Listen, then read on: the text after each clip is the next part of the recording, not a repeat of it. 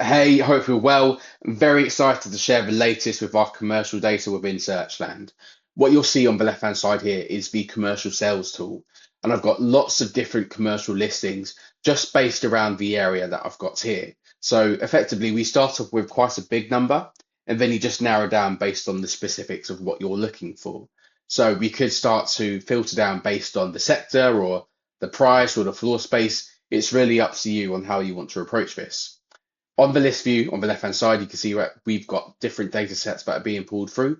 So we've got the likes of Rightmove commercial data, we've got Land Registry information. We also use a third party research provider as well. But what we can do is click into where the listing sits on the map view, like here, for example. And then we can also click through to more details where we can see the agent who's listing this property.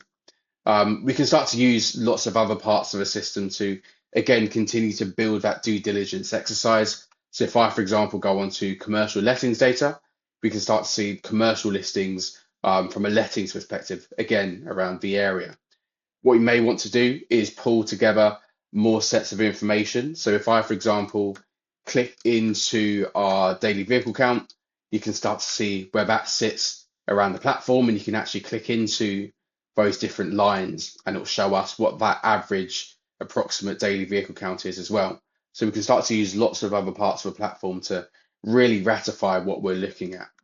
On that commercial letting side of things, if I go on to the graph view, you can start to see the average achieved rent, the average deal size, your average time to break lease, also the average lease length as well. And of course, we can start to continue narrowing down based on the specific types of lettings that we want to look at. So we could look for anything where it's within the retail sector, for example, and then these metrics will change. I could also change the dates that the listing was added as well to make it much more relevant. And so now we can see again, these listings will change relative to the filters that we put in.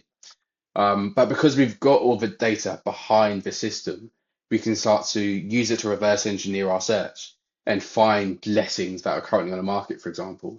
And so if I go onto our sourcing tool, let's click here.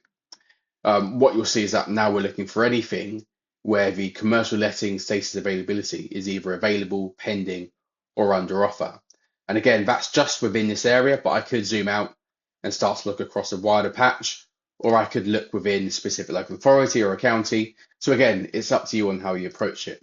But now if I click into browse opportunities, it will take us directly to the first one that we can see here in yellow. Then you've got all the information for that property on the left hand side. So again, we've got that commercial lettings data that's being pulled through. And then all we can do is click Save and Next, put it into our project management system. So we might want to send a letter in bulk, or we can send a letter individually, and then we can just continue moving through.